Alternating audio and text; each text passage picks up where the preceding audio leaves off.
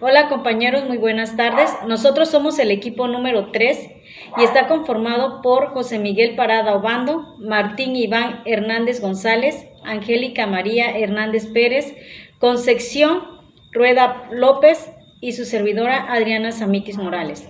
Y los temas que vamos a estar viendo son pensamiento crítico y pensamiento metacognitivo, con lo que es la unidad 2, de que es el proceso de aprendizaje. El pensamiento crítico o el juicio crítico es la habilidad de analizar y reflexionar sobre los hechos de forma objetiva para poder crearse un juicio o una opinión certera. Incluye también la capacidad de pensar sobre los problemas sin aceptarlos, buscando soluciones.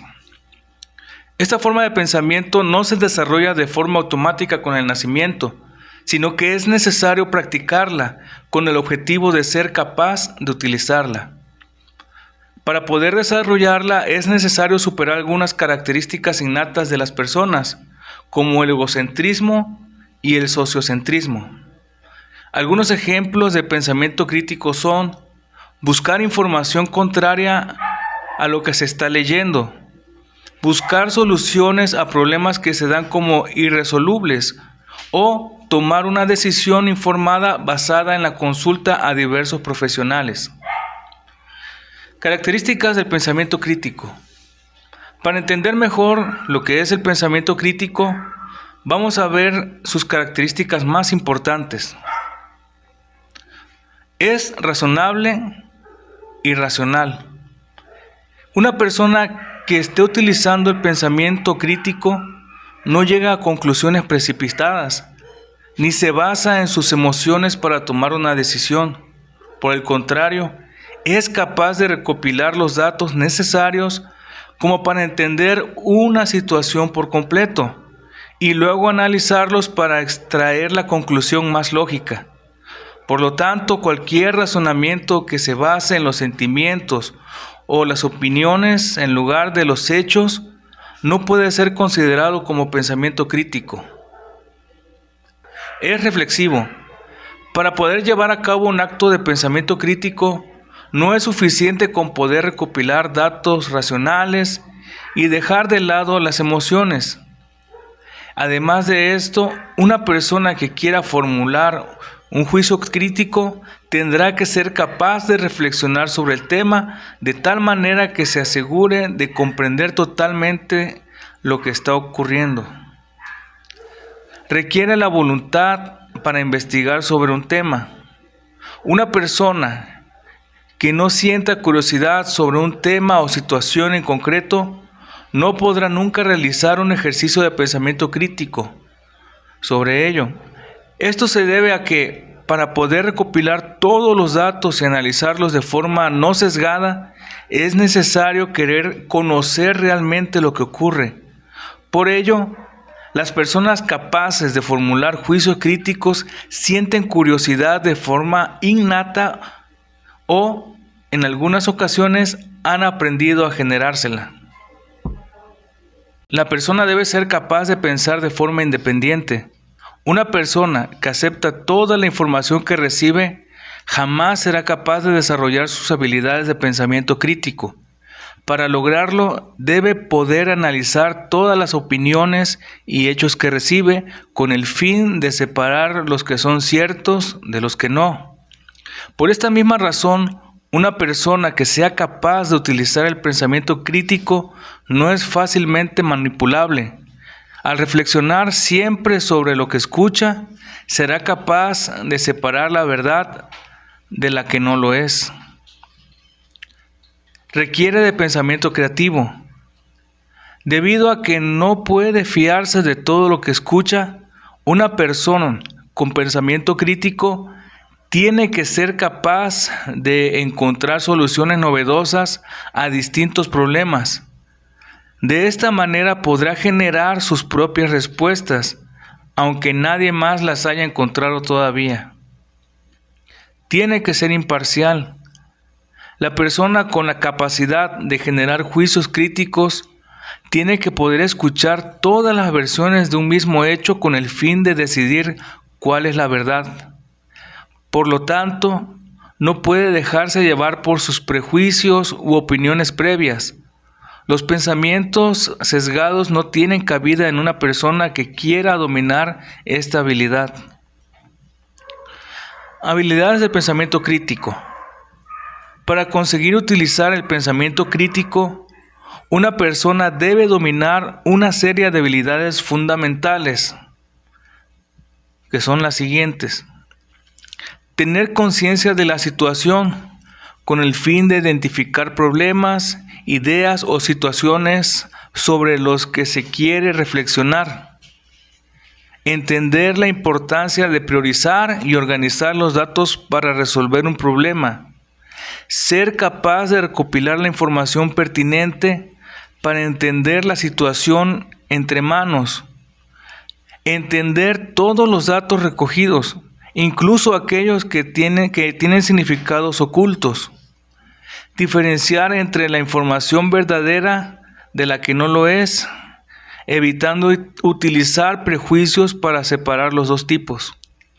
Encontrar relaciones lógicas entre los distintos datos, de tal manera que se ordenen en una explicación coherente. Extraer conclusiones y generalizaciones lógicas, además de ser capaz de ponerlas a prueba para comprobar su veracidad.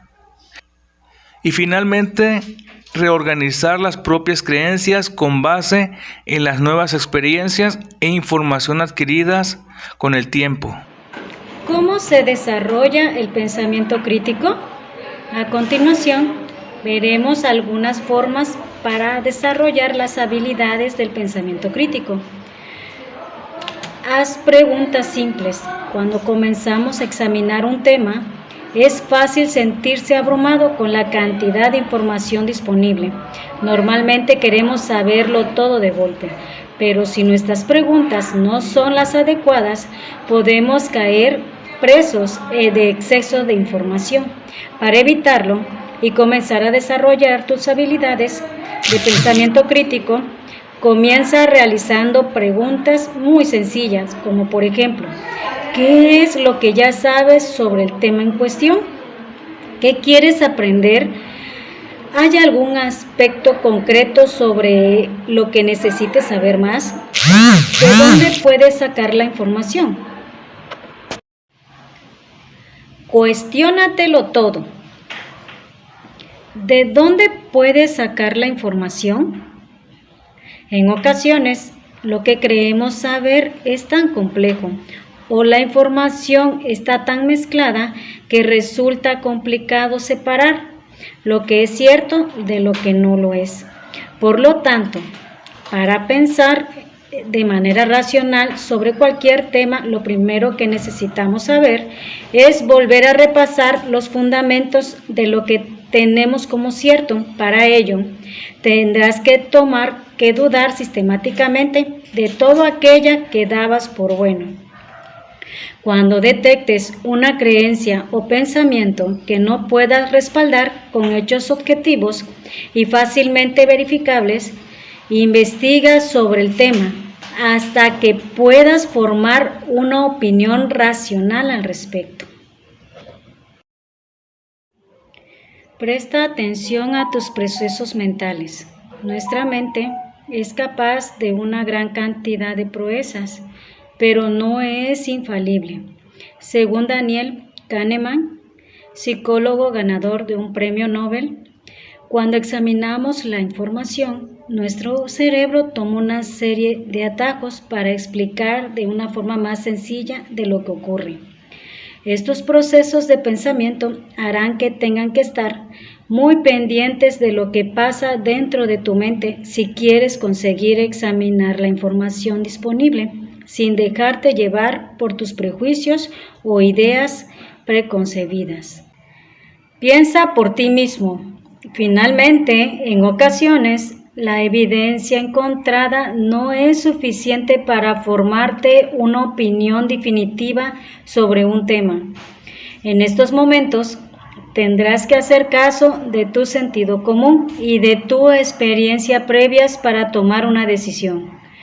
Por ejemplo, En el ámbito de la nutrición parecen existir muchos datos contradictorios sobre lo que es bueno y lo que es sano y lo que no. Sin embargo, en tu propia experiencia, ¿qué te hace sentir mejor? ¿De qué manera estás más sano y tienes un cuerpo más saludable? Ejemplos reales del pensamiento crítico. A continuación, veremos varias situaciones de la vida cotidiana en las que desarrollar el pensamiento crítico puede hacernos de ayuda. Distinguir noticias verdaderas de las falsas. Los medios de comunicación están plagados de noticias falsas, medias verdades, propaganda de información pensada para despistar a los espectadores. Aunque la mayoría de nosotros creemos que somos capaces de distinguir lo que es cierto de lo que no, la realidad es que cada día resulta más difícil. En estas situaciones es fundamental desarrollar las herramientas del pensamiento crítico para evitar creer en lo que es falso o de lo que puede aumentar nuestra desinformación. Tus amigos tienen siempre la razón. Uno de los mayores problemas de los adolescentes es su necesidad de encajar dentro de su grupo de referencia. Debido a este impulso tan poderoso, muchos de ellos aceptan todo lo que sus amigos le dicen, sin pensar racionalmente sobre ello. Esto puede llevar a problemas de todo tipo de áreas, desde su problema de relación de parejas hasta temas de problemas de drogas o alcohol. Por ello, un adolescente que desarrolle su pensamiento crítico estará mejor protegido que el resto frente a problemas generados por su falta de racionalidad cuando está con sus amigos. Otros ejemplos de pensamiento crítico: Semmelweis, el doctor que descubrió que lavarse las manos salva vidas, y el que no lavarse las manos antes de cuidar enfermos o realizar operaciones puede aumentar mucho la tasa de mortalidad. Nicolás Copérnico, un astrónomo que pensó que el Sol no es el centro del universo y que posiblemente la nuestra sea solo una de las millones de estrellas que existen. Al igual, los hermanos Wright pensaron que, aunque se creían posible volar, y desarrollaron un prototipo de avión para demostrar que sí era posible. Imaginemos que estamos en el año 1968. Nos encontramos en los Juegos Olímpicos de la Ciudad de México. El atleta Dick Fosbury acaba de hacer un salto de altura récord, ganando la medalla de oro y cambiando la forma en que los futuros atletas realizan el salto de altura. Devolvámonos un poco en el tiempo para conocer cómo el pensamiento crítico ayudó a que Fosbury se convirtiera en toda una estrella del atletismo. Durante años, los atletas usaron una variedad de técnicas que les permitieron aterrizar de pie después de saltar en la barra. Asumieron que estos eran los mejores y únicos métodos. Sin embargo, en la escuela secundaria, el joven atleta Fosbury probó estas técnicas y no obtuvo los mejores resultados. Así que se preguntó, ¿de qué otra forma podría saltar por encima de esta barra? Él, en lugar de aceptar las normas clásicas, comenzó a experimentar y se le ocurrió un nuevo y diferente método de salto. Esta vez saltaría y rotaría de espaldas por encima de la barra. En aquel entonces todos se burlaron de él y lo criticaron por este nuevo método. Se veía bastante simple y diferente a los métodos clásicos, pero funcionó debido a unos beneficios inesperados. Su centro de gravedad bajó y esto le permitió saltar sobre la barra. Al hacerlo, usó menos energía mientras que su altura aumentó. Al saltar hacia atrás, redujo las posibilidades de derribar la barra con sus brazos y piernas. Con esta nueva técnica, Dick Fosbury estaba saltando más alto que todos en el equipo de atletismo de su escuela. Ya en la universidad fue perfeccionando este método y pasó a clasificarse para los Juegos Olímpicos. Y ahora sí, volvamos al año 1968. Vemos a Fosbury ganar la medalla de oro olímpica. Este atleta analizó un problema. No podía saltar muy alto con los métodos tradicionales. Así que usó el pensamiento crítico para encontrar una solución. Descubrió una nueva forma de saltar que le brindó mejores resultados. En la actualidad, casi todos los especialistas en salto de altura utilizan este método, mejor conocido como el Fosbury Flop o fracaso de Fosbury. Esto nos demuestra que el pensamiento crítico puede ayudarnos a mejorar y cambiar las reglas del juego. Muy buenas tardes. Ahora a nosotros nos va a tocar hablar sobre el pensamiento metacognitivo. Antes de seguir con qué es el pensamiento metacognitivo, sus características y sus demás ejemplos, me gustaría dar un dato interesante. Los aportes teóricos de la metacognición históricamente parten desde la década de los 70 por un psicólogo de origen canadiense llamado Joe Fowell. En la década de los 70, él comentó en sus demás reseñas de escritos que tiene un concepto de la cognición muy interesante que a mí me hizo reflexionar y pensar, y eso nos abre para lo que viene después. Dice él que pensar sobre el pensar, permitiéndose un monitoreo constante de este proceso. Podrá parecer un poco difícil o yo no lo entendía a la primera, pero ya de ahí si nos ponemos a analizar muy bien esta descripción que él da, es muy interesante. ¿Por qué? Porque dice pensar sobre el pensar, qué es lo que nosotros diariamente, cotidianamente, qué es lo que hacemos nosotros antes de hacer una acción o antes de hacer alguna actividad. Antes, bueno, yo en mi caso en lo particular, pues lo pienso, ¿no? O sea, ¿qué es lo que voy a hacer? Si tengo una tarea y me piden que realizar alguna actividad libre, ¿qué es lo que puedo hacer? No, pues pienso, ¿qué se me da mejor? A lo mejor, ¿no? En mi mente. Un resumen, un mapa conceptual, no sé, de un mapa mental, ¿qué es lo que a mí más se me da mejor? Entonces yo ya estoy pensando sobre el pensamiento que tengo, o sea, ya lo estoy, ¿cómo se llama? En mi mente todo eso lo estoy carburando. Entonces eso hace que tengo, como dice, un monitoreo constante de este proceso, qué es lo que estoy haciendo, ¿no? Entonces, para continuar, ahora sí, ¿qué es el pensamiento metacognitivo? El pensamiento metacognitivo se puede describir como aquella capacidad de inspeccionar nuestras propias actividades mentales, reconociendo en ellas las acciones secuenciadas que realizamos. O sea, ¿qué quiere decir? Que es tener conciencia sobre nuestro pensamiento mental, teniendo el control sobre este. Es lo que venía diciendo, o sea, lo que nosotros pensamos, nosotros lo estamos pensando porque nosotros estamos teniendo esa idea y nosotros lo estamos procesando en nuestro pensamiento. Pero nosotros estamos teniendo esa acción, nosotros estamos, tenemos esa conciencia sobre qué es lo que queremos hacer y qué es a dónde lo vamos a llevar. En ese ratito ponía el ejemplo de la actividad, pero un ejemplo cotidiano podría ser, ¿qué es lo que quiero ver hoy? A lo mejor hoy quiero ver la tele, quiero ver el teléfono, quiero leer un libro, o sea, quiero ver, no sé, el parque, quiero ir a ver el mar, o sea, pero yo ya lo estoy pensando y estoy tratando de ver qué es lo que yo quiero hacer. Ayuda a hacer una autosupervisión de la actividad mental, tomando decisiones al respecto para mejorarla y controlar. Ok, este pensamiento metacognitivo también nos ayuda mucho a lo que, pues es como lo dice, ¿no? A favorecerla o a mejorarla.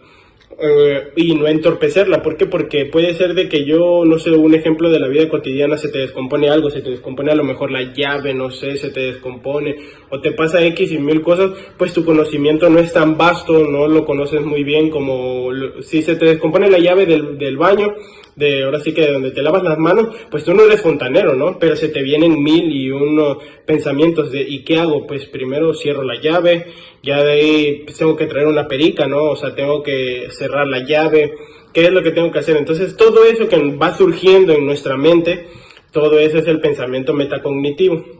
Desde un punto de vista psicológico, el pensamiento cognitivo consta de dos dimensiones o dos componentes muy importantes. Esto lo menciona un autor muy importante llamado Soto en el 2002. Él hace hincapié o hace referencia en estos dos componentes, que uno es el conocimiento cognitivo y el otro es la regulación de procesos cognitivos. El conocimiento cognitivo es toda la información, todo lo conceptual como experiencial, que se tiene y se cree sobre factores que pueden influenciar en el desarrollo de una tarea, que es lo que yo les venía diciendo ese ratito, ¿no? Puse el ejemplo de la llave, pero pues puede ser igual en una tarea, ¿no? tengo que hacer una tarea y cuál es mi fuerte, o sea, qué es lo que yo sé que tengo la habilidad de hacer. Si yo no soy muy creativo, pues obviamente no voy a poder hacer un mapa mental, ¿no? Porque pues para ello se necesitan dibujos y todo eso, o sea, sí lo puedo hacer, pero me va a costar un poco más de trabajo. Pero si yo sé que soy hábil para ensayos o resúmenes, pues obviamente, ¿no? Voy a hacer un resumen. Pero ya todo eso que yo le estoy comentando ahorita, todo eso nosotros lo pensamos y lo analizamos desde nuestro pensamiento. Entonces todo ese análisis, pensamiento es el conocimiento cognitivo, lo que nosotros conocemos de nosotros y van a influir en el desarrollo ya sea de la tarea o de la actividad que hagamos. Y la regulación de los procesos cognitivos es más que nada se hacen partícipe en algunas funciones específicas mentales, como son la planificación, supervisión y evaluación. Es más que nada esto de cuando ya nosotros tenemos la actividad y ya sabemos qué es lo que tenemos que hacer, pues ya nosotros vamos planificando, ok, si vamos a hacer un ensayo de una cuartilla, ok, en las primeras 3 párrafos voy a tratar de hablar de este tema, en los otros 2 párrafos voy a tratar de hablar de estos 2 temas y entonces nosotros mentalmente ya estamos haciendo una planificación, ya estamos planeando qué es lo que vamos a hacer en cada uno. Pareciera sencillo, pareciera que, o sea, que no lo hacemos, ¿no? A lo mejor, pero creo que sí, yo creo que en mi día a día pasa en todo, en los deportistas, en los maestros igual pasa, cuando tú quieres dar una clase a unos niños, pues tú en tu mente planificas, ¿no? Obviamente lo planificas en físico, y eso pues nos pasa a todas las personas, a todos los profesionales y a todos, o sea, lo ocupamos día con día, o sea, siempre nosotros estamos ocupando lo que es nuestra cognición, el pensamiento, siempre lo estamos ocupando para ya sea cualquier tipo de cosas que vayamos a realizar en el hogar, en el trabajo, día con día, o sea, siempre se va a ocupar lo que es el pensamiento metacognitivo, pero obviamente hay situaciones en las que más los ocupamos. Un estudiante, un ejemplo, de cuando hace un examen, pues obviamente sí tiene sus conocimientos, no son todos los conocimientos que tenemos porque ya los vamos, pero igual no nos pasa de que en una respuesta pues tenemos dudas. Entonces, ¿qué es lo que hacemos? O sea, comenzamos a buscar o a tratar de indagar en nuestros pensamientos, o sea, decir, ay, esto yo lo leí, yo sé que puede ser esto y lo otro, pero ya estamos ocupando ahí nuestro pensamiento, ya estamos comenzando a tener conciencia y control. ¿Por qué? Porque nosotros estamos diciendo, ok, yo ya sé esto lo leí en tal lugar. Entonces todo eso abarca lo que es el pensamiento metacognitivo. Es un tema muy interesante, me llamó mucho la atención porque yo no tenía el conocimiento de que se llamara así, pero veo que sí es, o sea, yo no sabía que se llamaba así, pero siempre lo ocupamos, nada más que no lo llamamos así de ese modo, pero siempre lo ocupamos. En el caso de los niños pasa igual, ¿no? O sea, ellos cuando les llama la atención un color, a lo mejor piensan mucho, o sea, ¿y por qué se decantan por un color? Porque ellos a lo mejor ya han visto antes ese color, es el que más les gusta, entonces ya ellos comienzan, no, pues este color ya en su mente, y comienzan, este color ya me gustó, me había gustado, ya lo había visto, me lo enseñó mi mamá, mi papá. Entonces todos esos pensamientos son los que surgen. Buenas tardes, mi nombre es Concepción Rueda. Hoy le voy a hablar de lo que son las características del pensamiento metacognitivo. Sabemos que la metacognición es una competencia cognitiva que permite pensar acerca de las propias experiencias psicológicas que afectan el aprendizaje. La metacognición permite identificar la forma como trabaja la mente durante el proceso de aprendizaje. Aquí entran en juego 3 componentes básicos. El número 1 es la conciencia de los procesos mentales. El número 2 es conocimiento de las capacidades cognitivas. Y 3, regulación de la conducta. La conciencia de los propios procesos mentales le permiten a un estudiante identificar las creencias y motivaciones que condicionan o potencian su actitud ante una tarea. Los esquemas mentales condicionan la forma como el estudiante se acerca a una actividad de aprendizaje. El conocimiento de las propias capacidades cognitivas permite que un estudiante identifique y utilice los recursos que potencian más su aprendizaje. La capacidad cognitiva permite saber cuándo y por qué motivo disminuye la concentración ante una tarea y qué factores motivan un aprendizaje. La regulación de la conducta tiene que ver con la capacidad para regular la mente y dirigir la conducta hacia una finalidad concreta. Implica una adecuada planificación y regulación durante la actividad de aprendizaje. Las habilidades metacognitivas permiten desarrollar una mejor competencia para reflexionar y dirigir el propio pensamiento, tomar consecuencia plena de las acciones favorables para finalizar con éxito una actividad o actuar de otra manera para mejorar el proceso de aprendizaje. Otra de las características es relativamente estable como un modelo intuitivo acerca del conocimiento y de cómo funciona el mismo. Siguiente punto es constatable y comunicable en cuanto a que se puede acceder al mismo para reflexionar y hablar sobre él. El otro punto es falible, puesto que pueden darse razonamientos erróneos y tener ideas equivocadas. Y por último, el punto de desarrollo tardío, dado que aparece en las últimas etapas del desarrollo, ya que requiere de gran capacidad de abstracción. Como otras características es responder a ciertas preguntas tales como qué hace mal el alumno o alumna en su proceso de aprendizaje, qué no hace el estudiante para que su aprendizaje sea eficaz, qué hace mentalmente el estudiante eficaz para obtener un aprendizaje profundo. Bueno, siguiendo las características recién presentadas, la metacognición requiere saber qué objetivos se quiere conseguir, saber cómo se lo consigue, autorregulación o estrategia, una de esas cosas. Pues aquí presentamos lo que fueron las características principales del pensamiento de metacognición. Gracias. El pensamiento metacognitivo.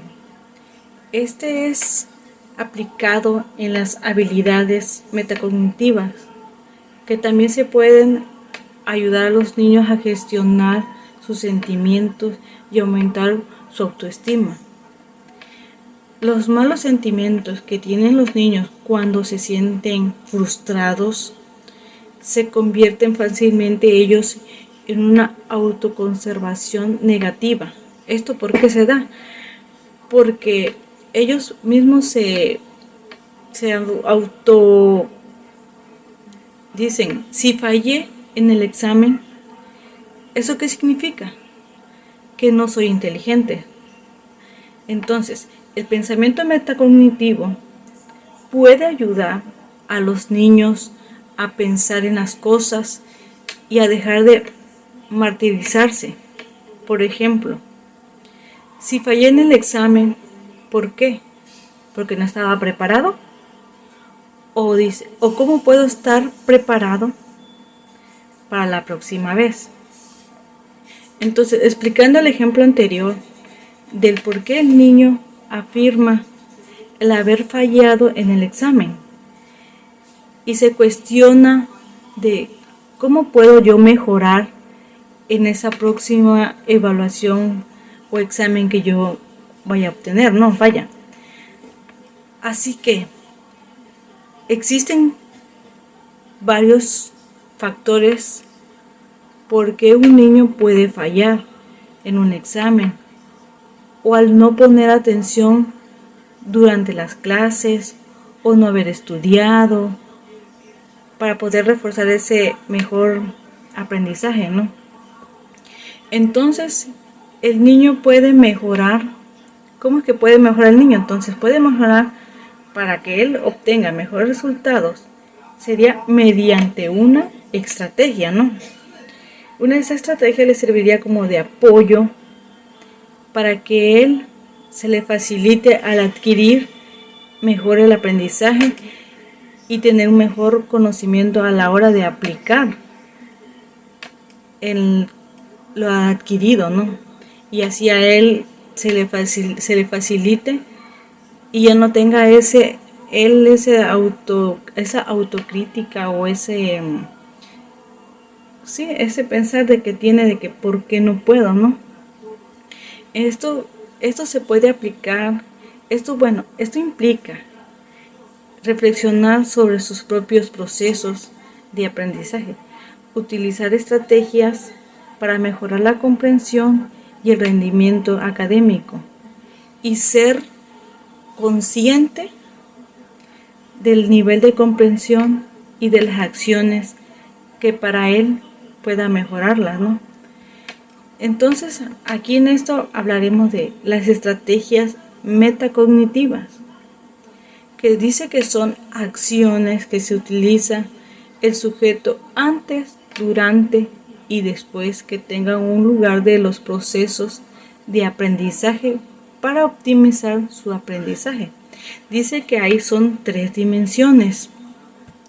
La una sería la autoplanificación, ¿no? Dice que propone un plan de acción para el desarrollo de su metacognición y la construcción de nuevos conocimientos, teniendo en cuenta actividades y recursos que le han funcionado e incorporado nuevos con actitud crítica o creativa. El otro dice que es automonitoreo, o sea, autocontrol. Esto se refiere a la capacidad de prestar atención al propio comportamiento, regularlo con el contexto de una determinación de una situación o una interacción social. La autoevaluación dice que es la capacidad del alumno para juzgar sus logros respecto a una tarea determinada. Significa describir cómo lo logré, cuándo, cómo se sitúa el propio trabajo respecto al de los demás, ¿no? ¿Y qué puedo hacer yo para mejorar? Esto significa que enseñar estrategias cognitivas a los estudiantes no solamente es suficiente para garantizar que estas estrategias serán complementadas correctamente o independientemente,